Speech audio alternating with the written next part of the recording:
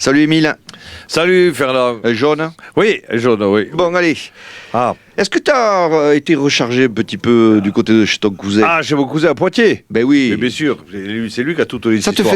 te fait de la route quand même pour avoir des histoires. Oui, c'est le chemin que je préfère. Moi, dans Poitiers, c'est le chemin pour y arriver que je T'as préfère. raison. Alors, fais péter les histoires. Ah, alors voilà, j'en ai une neuve.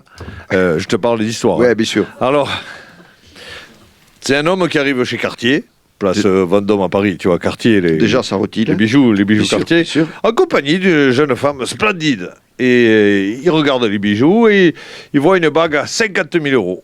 Et il dit, c'est celle-là qu'on va choisir. Au moment de payer, l'homme sort son carnet de chèques et il le rédige. Le vendeur est un peu ennuyé parce que c'est quand même la première fois qu'il voit ce type à la bijouterie, tu vois.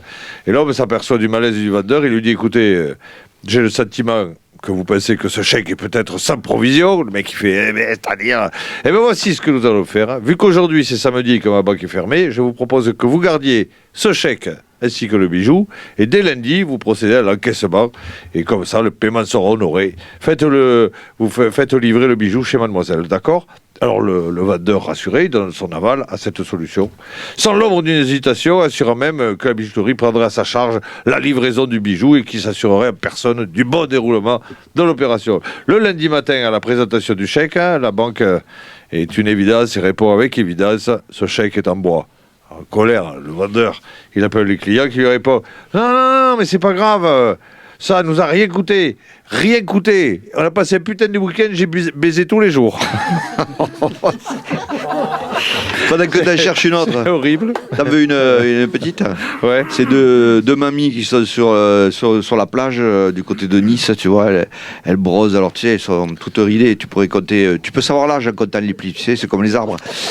Et donc, tout tombe un petit peu. Puis il y en a une qui dit, Nadine, oui, tu te souviens qu'on était jeunes, hein?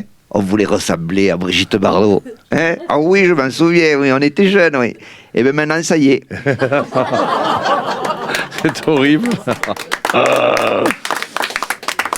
Elle est bien. Alors moi, j'en ai une d'actualité que m'a raconté mon cousin qui m'a bien fait rire. C'est Pénélope Fillon. Elle est avec ses 5 enfants, tu vois, elle les tient par la main et elle dit à tous les journalistes, elle fait une conférence de presse, elle leur dit « Non, arrêtez de vous exciter, Fillon n'a jamais accepté de se retirer. »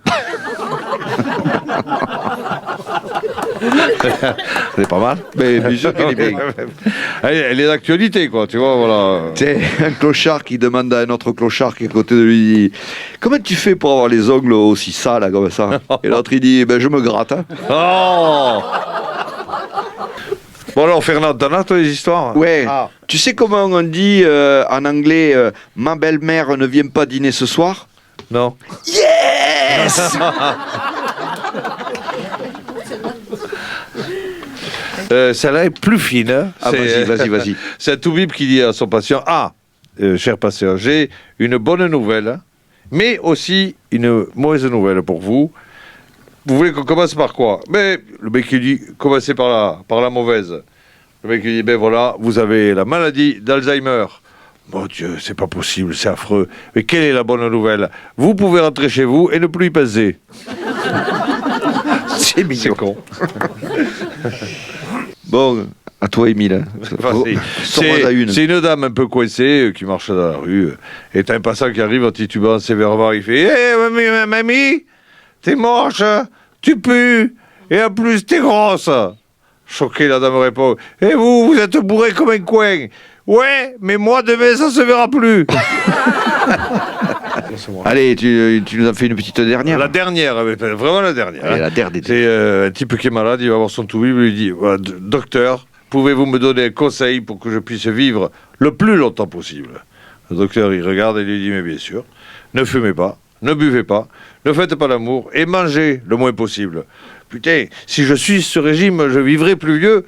Je ne sais pas, mais vous allez trouver le temps plus long. Bon, allez, on a fait le tour à la tienne et au trou de la sécu. Et de ceux qui le creusent. Nous, en attendant, on cotise.